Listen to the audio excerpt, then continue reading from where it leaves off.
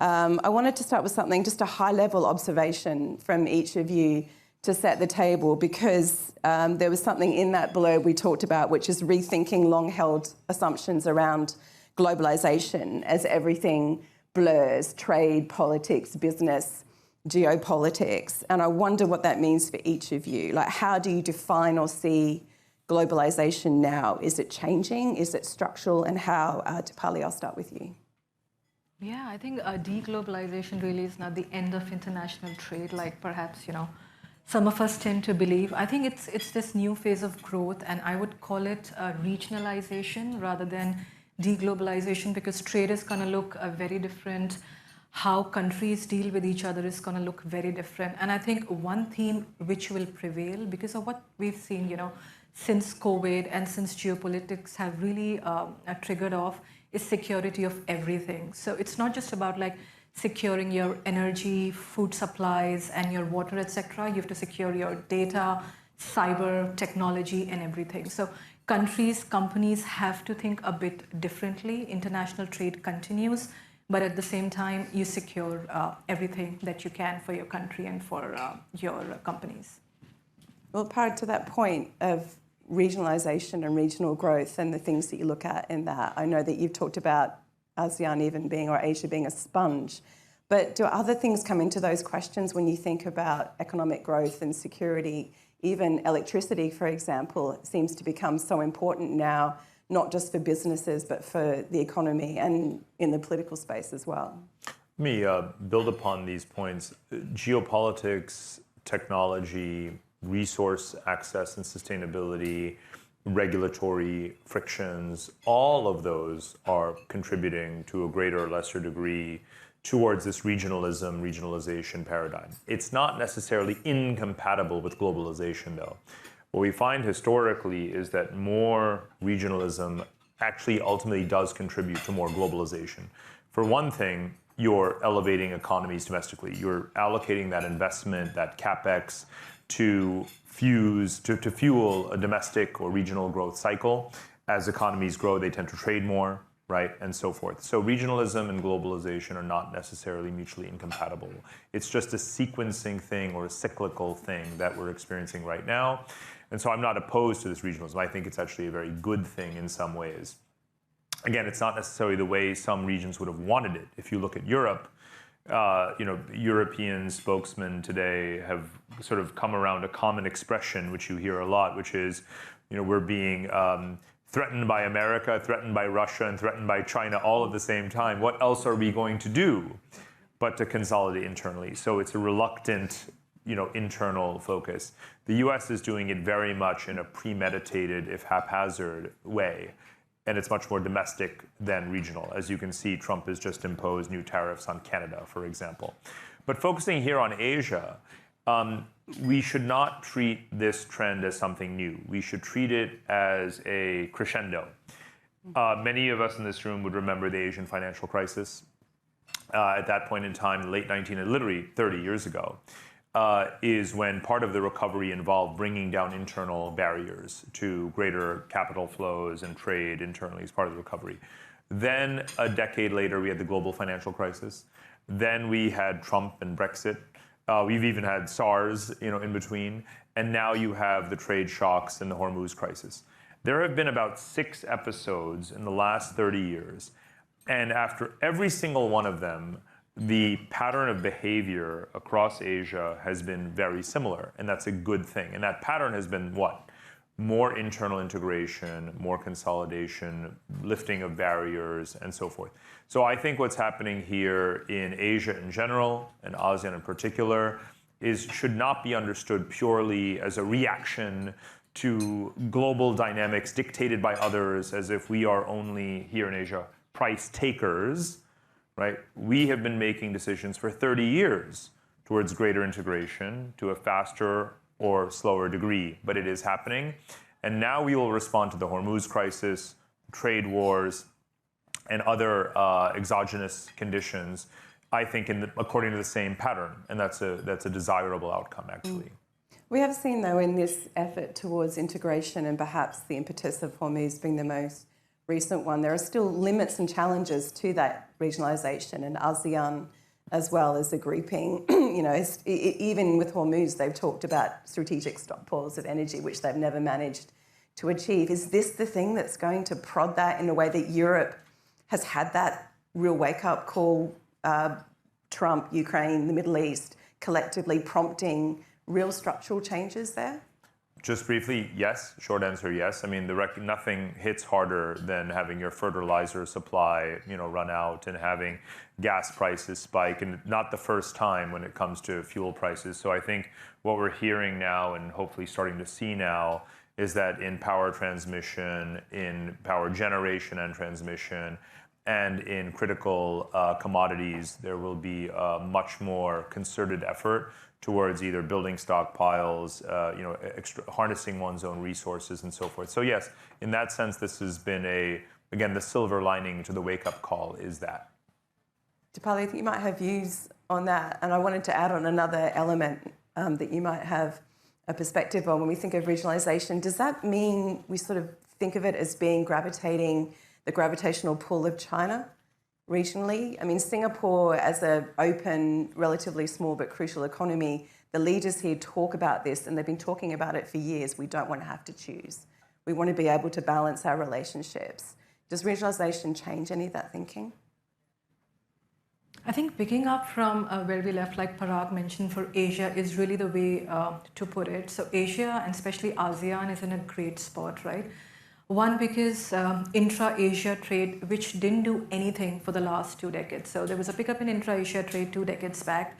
For 2 decades, we just lost our way in a sense, and then intra-Asia trade stagnated. Just look at how that has changed just in the last 3 years. A huge spike by about like 5 percentage points. And if Europe were a template as to what Asia can do with each other, then intra-Asia trade can be really, really strong as 60 to 65%. And Asia and ASEAN, especially, I think, is that middle power, which can play, this whole geopolitics to its advantage because of the positioning it has with the US and China. So, of course, what we've seen is China, what it's exporting to US has come off quite a fair bit. But ASEAN has just taken up all of that, and ASEAN is exporting a lot, not just to the US, but to the rest of the world. So the question really is, a lot of people tend to question, is it just, re-exporting? It's just channelizing exports away from China to ASEAN? But if you ask me, the answer is no. It looks like a very sustainable growth driver, because just look at how the money has been flowing if you look at the world scene from an FDI flow perspective. So worldwide, if you look at the FDI inflows, it's been pretty stagnant, most likely going down. China has seen a huge fall in FDI inflows, Europe as well. So it's just Asia that has been getting all this money for the last few years. So 40% of the global flows are coming to Asia, out of which ASEAN is 17%. So this is more of a sustainable theme than just something where China has stepped off and ASEAN has taken the place of China. So that's point number one. So US, Asia needs for the tech, for the consumer market, and because of this relationship that we're seeing in the supply chain integration, I think ASEAN is very well placed.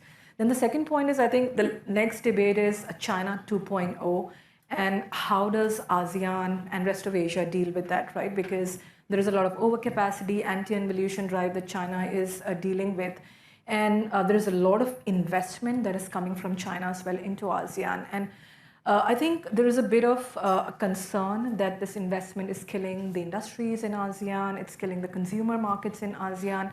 But if you look at the composition of that, what's ASEAN importing from China? 60% is intermediate goods. So in a way, it's pro-growth for ASEAN, because if you're importing capital goods, if you're importing critical minerals, and you have that kind of relationship with China that you're able to do it, it's only growth promoting for you, not growth destroying. And surprisingly, only 10% of ASEAN imports from China is in the consumer sector. So I'm not saying we don't get there, where China might get to a level where the competition is really strong between ASEAN and China. But I think so far, 2/3 of whatever ASEAN is exporting is getting created in ASEAN and not coming through China. So ASEAN has got a lot of growth drivers to play around. But within that, where do you see the particular opportunities? I read a recent report which singled out Thailand and perhaps slightly contrarianly the Philippines and said, looking through the noise in the Philippines, there are things that are actually happening, including the cutting of red tape, for example. So if you look through some of these risks, you can see the other opportunities from a supply chain perspective. So within the Asia space, do you see particular standouts, or do you see places where you see the challenges are more significant? Absolutely. I think AI, it's all about AI, right? And when you look at AI, of course, the developed Asia, not just China, most of developed Asia has really, really benefited from what's going on in the AI world. But ASEAN has been able to integrate itself into that supply chain. So look at Malaysia data centers, where there's a lot of momentum. Look at India, which has taken a reasonable amount of inflow on the AI side. Energy security, of course, is getting very relevant. And I think this recent crisis has only taught us how renewable space is getting more and more relevant. So solar panels, for example, in countries like India. Then you've got your nickel story, which is still very strong. I think it got lost for Indonesia along the way. But I think there are levers it can still play on the supply chain integration.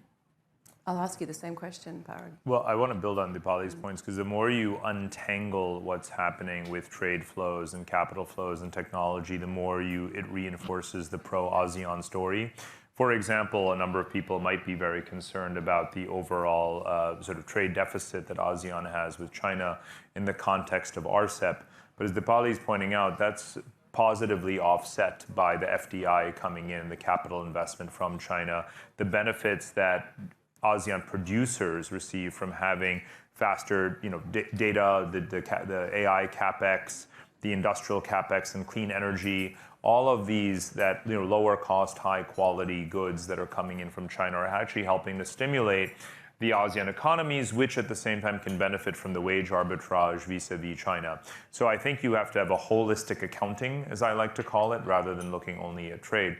And that, again, reinforces the ASEAN centricity, which I think we should all be thinking about very strongly, because global investors are very calibrated and cautious about their exposure to mainland China, given capital controls. Meanwhile, they're certainly looking for global opportunities, given where the U.S. is in its credit cycle and the overly leveraged positions they all have in the U.S. at this point. So when you have a global capital markets landscape that's looking for new opportunities to diversify, ASEAN should really stand out. And again, the last couple of years have seen a real strengthening in the IPO market, just capital markets generally in India and Southeast Asia.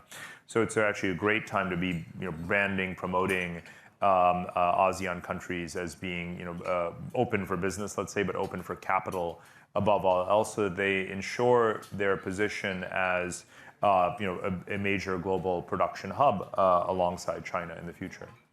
Deepali, you talked about AI, and obviously we've discussed some geopolitical factors, but with AI and the flow through to economies, the questions of have and have-nots, which we've seen becoming an increased debate in places like South Korea, but there's also the question of inflation in all of this and the inflationary outlook for this region. I wonder if you could talk briefly about that and how you might see that translate through to economic policy, but also financial markets. Yeah, I think before we go to AI, I think because of the security of everything kind of theme, because of geopolitics, I think we are moving towards a regime where inflation will be at a higher resting rate. Because if everybody wants to build a supply chain around themselves, that would mean that much more constraint on resources. So point number one is, in general, like despite AI, inflation is perhaps heading for a higher resting rate than we've been really used to in the past. And coming to AI, I think in the short term, AI is likely to be inflationary. So what you're seeing already is, for example, price of memory chips is through the roof. You're already seeing numbers in US CPI, for example. US electricity prices has gone up quite meaningfully. And I think as you go along, you see that getting transmitted not just into other good prices, but other services. prices as well. So I think there is going to be an impact on inflation that comes through, which is very real in the short term. But I think we really have to think about the long term, because AI ultimately, like you've seen in any other boom, right? Any technology comes in the beginning, it's super expensive, but ultimately the result ultimately is that costs come down over a period of time. So I think if we get to that point in AI and you actually see a de-escalation in costs over the long term, that could be a huge opportunity, for example, for consumer AI. So products related to AI at a super low cost is something which would be very beneficial. So I think there will be short-term pain till you see some of these hiccups, some of these shortages on the raw materials come through. But ultimately, the gains from AI could be in terms of lower costs. Thank you. And Parag, we've heard quite a bit about opportunities so far. I wondered how much domestic policy making factors into all of these. There's a lot of external factors going on, but we've had, for example, some fairly abrupt, you'd call it policy changes in Indonesia of late. In Vietnam, we've got a very ambitious and extensive infrastructure push, which is going to cost an awful lot of money and potentially put strains on the economy in the short term. How much does certainty around domestic policy making matter in this minute? And do you see that showing up in challenges for specific countries at all? That's a great question. Let me take two parts to that. One is that the overall ratio of fixed capital formation to national debt is manageable in the region. No country is going to grow without making those fixed capital investments, but it's good debt, right? There's good debt and bad debt. Good debt is that which goes into the capital formation in the country that is, sticky and has the multiplier effects on growth that infrastructure always has. One of the very good things in this region, and this is really one of my favorite charts that I update every year, which is exactly this, fixed capital formation ratio versus the national debt.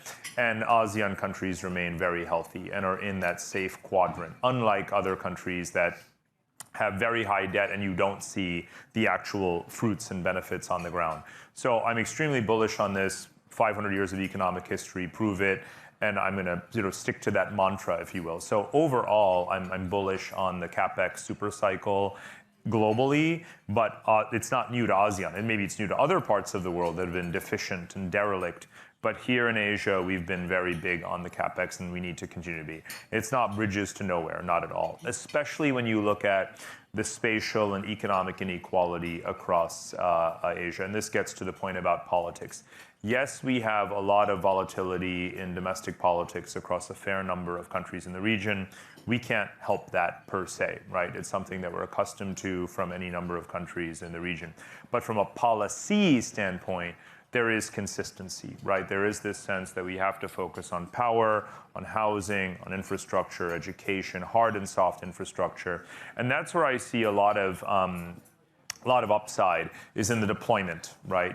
Rapid deployment in a very urbanized landscape that we have, and the policy support that we have across, political change in the region. And again, let's remember that if ASEAN were a country, right? If it were a country of 700 million people, it would be by far the most unequal country on earth. But I'm not saying it as a criticism. It's just a economic observation. What that means, though, is that we have a lot of opportunity. We have a lot of upside. We have 250, 300 million people that still aren't fully participating in the economy. And AI, to Deepali's point, both in general, urbanization, financialization, digitization, these three forces that have been accelerating in a very positive way will be augmented by AI, which is cost deflationary. So things that are already getting cheaper through competition are going to be more widespread and affordable. I think that's a fantastic thing. So let's think about the upside in the opportunity that comes from completing that last phase, if you will, of getting more of the population of our great region here into that lower middle income status or middle income status. That has to be the path. And I think that, again, despite the political cycles that we see country after country, I see policy continuity in wanting to preserve that. No government can and should last, unless it is committed to those goals. Thank you. I wanted to pause here and just open it up in case there are any questions from the floor. If so, please, just raise your hand and we'll bring a microphone around. But I didn't want to run out of time for that. If there are any questions.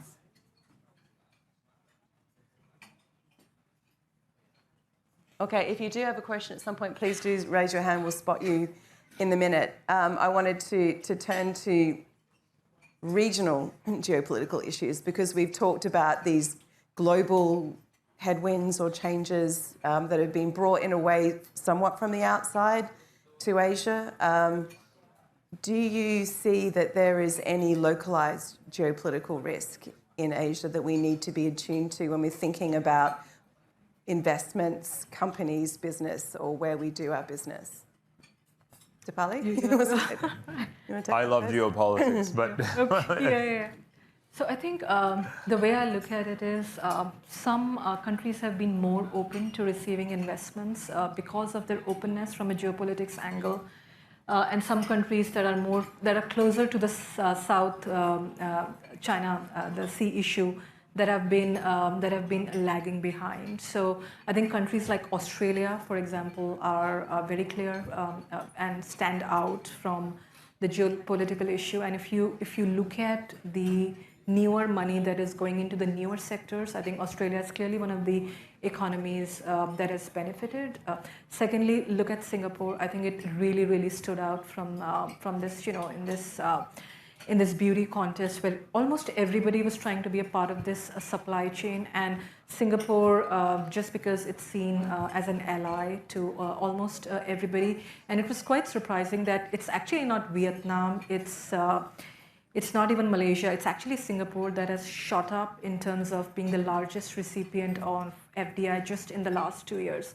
So I think there are clearly some winners if you look at it from a geopolitics angle in terms of where the new money is going. But of course, some of the other regions are lagging behind. So there will be differentiation based on how open you're seen from a geopolitics angle. And that differentiation will be very critical in determining how your very critical growth driver pans out in the next few years.